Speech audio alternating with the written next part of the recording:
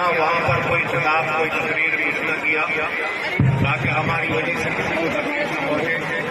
ہم اس پیغمبر اعظم صلی اللہ تعالیٰ علیہ وسلم کے ماننے والے ہیں جس نے ہم کو سلامتی کا پیغام دیا. میں نہیں کہنا پبلک چاہتی ہے کہ پھیل کر بیٹھ جائے.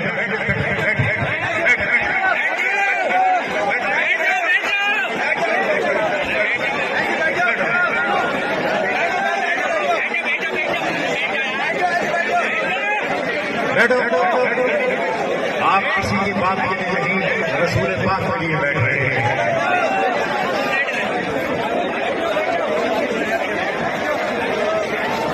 اور سرکار کے لیے ہم اس روز پر نہیں بلکہ ہماری تاریخ ہے کہ کربلا کے میدان میں صحرا پر دن کرتے ہیں. حضرات ہمیں آپ کو بتانا مقصود یہ ہے کہ دیکھیے ہم جلوس محمدی بیٹھ جاؤ. اب آپ لوگ تو بیٹھو بیٹھو کوئی ضروری تھوڑی نہ آپ کو بٹھانا. آپ بیٹھو کوئی بات نہیں. ویسے تو بیٹھ جاؤ نہیں بیٹھو اور پھر کہوں گا تو وہ پھر نہ بیٹھے بلکہ وہ اپنی شان امتیازی کے لیے کھڑے رہیں تاکہ دوسرے لوگ سمجھیں کہ ہم ان کی طرح نہیں. جیسے اللہ نے فرمایا کہ میرے علماء میرے خاص بندے ہیں, ان کے لیے مچھلیاں پانی میں دعا کیا کرتی ہیں. تو حضرات ان کا مقام و عزت اور ہے اور عام لوگوں کا اور ہے. حضرات نبی آخری زمان اگر حضرات کچھ یہاں آنا چاہتے ہیں تو انہیں آنے دیں, یہاں تک پہنچنے دیں. کچھ بات نہیں, ہمارے علماء کرام اگر یہاں پہنچنا چاہتے ہیں تو ان کو پہنچنے دیں. بڑی خوشی کی بات ہے آپ میدان میں سے جگہ دے کر یہاں آنے دیں. اور آپ اڈے پہ روک رہے تھے, جہاں جہاں آپ روک رہے تھے کہ جلوس روکو, تقریر سنیں گے, تقریر ہوگی.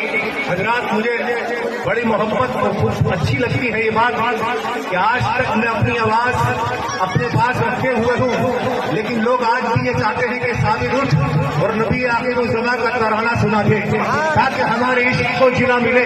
حضرات محترم میں تو کچھ نہیں, اللہ کی قسم حضرت بلال رضی اللہ تعالیٰ عنہ جب نبی آخر الزمان کا کلمہ سنایا کرتے تھے, آپ کے عشق کی فضیلت سنایا کرتے تھے, تو اللہ ان کا مقام یہ تھا کہ سرزمین مکہ پر چلا کرتے تھے اور ان کی نعروں کی آواز جنت میں سنائی دیا کرتے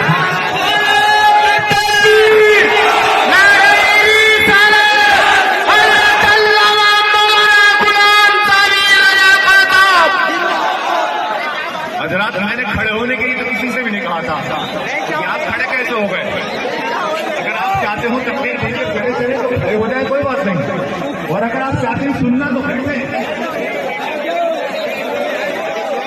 اگر آپ کا دل ہو گیا ہو تو کوئی بات نہیں, ہم سنت ہیں. اور آپ کا دل نہیں ملا تو بیٹھے, کم از کم دیکھیے ہم ہر جگہ پالن کرتے چلے آئے, ہم کسی کو مثال نہیں بناتے. ہم نے اپنے لوگوں سے کہا کہ شاسن 100 کی اجازت دے رہا ہے, تو انہوں نے کہا ہمارے علماء 100 ہوں گے, اس سے بھی کم ہوں گے, اور باقی جو سوال کی پبلک ہوگی وہ جلوس کرنے والی نہیں بلکہ ان علماء کی زیادت کرنے والی ہوگی. الحمدللہ آپ ضرور دیکھتے چلیں گے.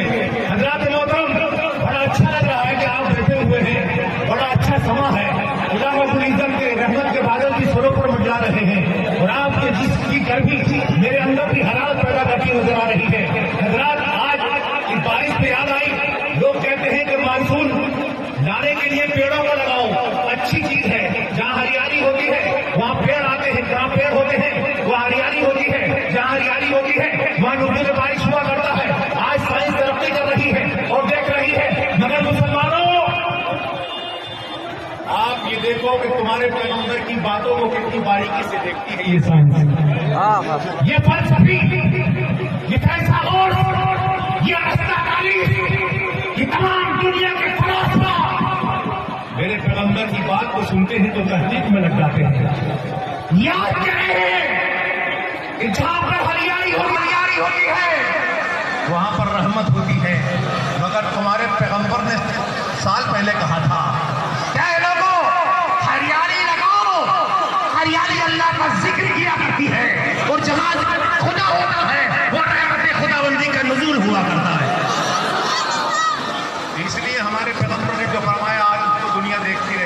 دیکھتی رہے گی. یہ بات اور ہے کہ جب اس کی سمجھ میں آئے تب عمل کرے گی. یہ بات آج نہیں کہہ رہا تھا، اپنے جوانوں کو خاص کر میں ڈانٹنا چلایا، کسی کے ہاتھ سے مائک چھینا، کسی کو جھپٹ کر سیدھا کیا. جانو مسلمانوں، آپ سوچ رہے ہو کہ سارے غصے میں آ گیا، ایسا نہیں، بلکہ میں آپ کو یہ بتانا چاہتا تھا یہ رقص سرور میرے آقا کا فعل نہیں، یہ اچھلنا کودنا میرے آقا کا کام نہیں. میرے پیغمبر کے مجاہد تو تلواروں کی چھاموں پر الٹا کرتے تھے، وہ اگر الجھتے تھے تو تلواروں کی کھنکھناہٹ پر الجھتے تھے، وہ اگر اچھلتے تھے تو میدان جہاد میں اچھلا کرتے تھے. یہ میدان جہاد نہیں، یہ پیغمبر اعظم کا جلوس ہے. یہاں پر ہمیں اچھلنا نہیں بلکہ پیغامیت کو درس دینا ہے، اس پیغمبر کی تعلیم کو بتانا ہے جس پیغمبر اعظم صلی اللہ تعالیٰ علیہ وسلم نے آ کر تمام قوم کو یہ درس دیا تھا کہ اے لوگوں، تم مظلوموں کی مدد کرو گے تو خدا تمہاری مدد کرے گا. آج لوگ کہتے ہیں صاحب یہ جلوس کہاں سے جائز ہے؟ نیٹ کا چیک چل رہا تھا، دور چل رہا ہے، کوئی جو چاہتا ہے وہ دیتا ہے. اسلامی حکومت نہیں. کسی نے گستاخی بول دی، کسی نے جلوس کو حرام بول دیا، کسی نے جلسے کو غلط بول دیا، کسی نے اہل سنت کو بدعتی بول دیا، کسی نے کچھ بول دیا. کوئی کہتا ہے ثبوت لاؤ. آپ کو یاد ہوگا ہم نے ہر موقع پر جلوس محمدی کے ثبوت پیش کیے ہیں، لیکن ہم ثبوت دیتے دیتے تھک گئے. لوگ اعتراض کرتے رہتے، لیکن جوانوں آج میں تمہیں ایسا پیغام دے کر جا رہا ہوں جہاں پر ثبوت کی ضرورت ہی نہیں پڑے گی، جہاں پر ثبوت کی ضرورت ہی نہیں پڑے گی. وہ کیسے؟ ہماری اسلام کی تاریخ کے چند صفحے سنا رہا ہوں. دیکھیے ہمارے امام صاحب بیچارے بیچ میں کھڑے، اگر ہو سکے تو لاغر انسان کو یہاں تک لے آؤ، میری بھی زینت بن جائے گی. یہ یہی چاہتے تھے کہ مجھے کوئی بلائے تب میں آؤں. میں قوم کا امام ہوں، میں ان کو بغیر لائے نہیں مانوں گا، ان کو یہاں لگی. سبحان اللہ، الحمدللہ. یہ ہاتھوں میں چھڑی ہے کو نظارہ کرنا. نعرہ تکبیر، نعرہ رسالت، جشن عید میلاد النبی، سرکار کی آمد، سردار کی آمد، محبوب کی آمد، مکی کی آمد، مدنی کی آمد، نعرہ تکبیر. تو حضرات لوگ کہتے ہیں اس کا ثبوت کہاں ہے؟ پہلے ہم نے کہا کہ یہ قمقمے لگائیے، لائٹیں لگائیے، ہولے لگائیے، روشنیاں لگائیں.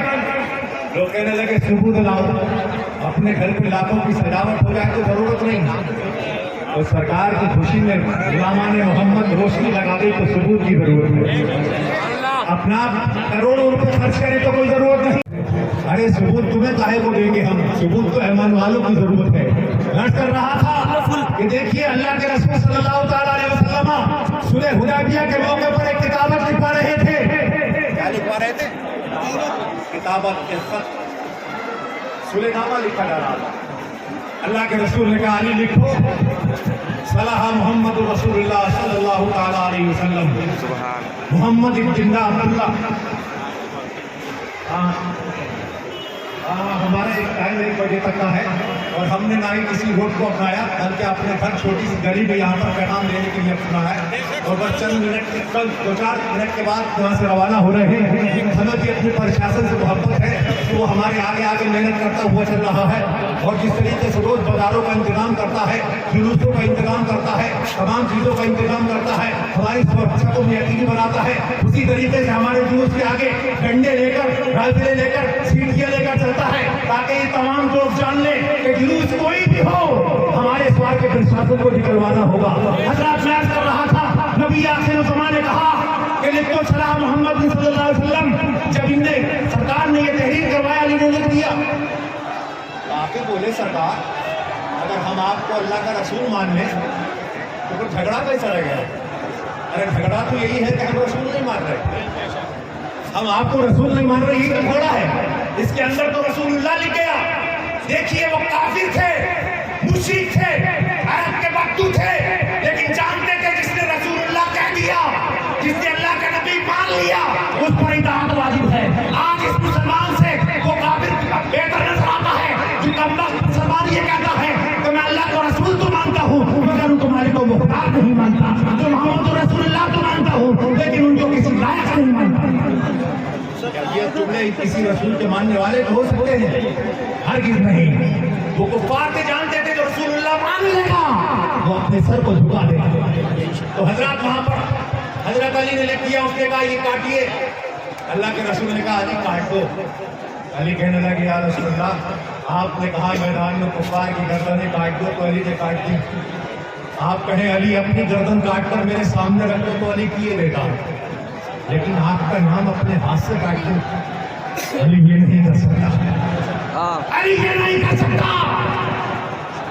حضرت علی سے ہم پوچھتے علی پیغمبر اعظم نے تمہیں حکم دیا تھا کاٹنے کا, تم نے کہاں پر دیکھ لیا؟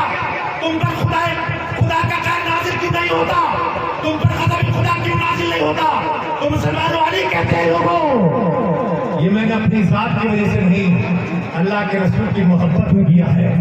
اور جب محبت رسول میں کیا جاتا ہے اس کے لیے ثبوت نہیں دیکھا جاتا, اس کے لیے ثبوت نہیں دیکھا جاتا. میری زبانوں میں قومیں لگانا, یہ جلسے کرنا, یہ لائٹیں لگانا, یہ عشق رسول کے دامن سے وابستہ ہو کر پیغمبر اعظم کا دیوانہ بن کا اظہار کرنا, اس کے لیے کوئی ثبوت نہیں. اگر تم ناجائز کام کرو گے تو وہ غلط ہوگا. اگر تم جائز کام اللہ کے رسول کی محبت میں کوئی بھی کرو تو کہہ دینا اس کے لیے ثبوت کی ضرورت نہیں ہے. میں اب آپ حضرات سے گزارش کرتا ہوں کہ ہمارے پرشاسن نے جو گزارش کی تھی کہ جلوس کو چلایا جائے, آپ حضرات کھڑے ہو جائیں اور نعرہ لگاتے ہوئے چلے. نعرہ تکبیر.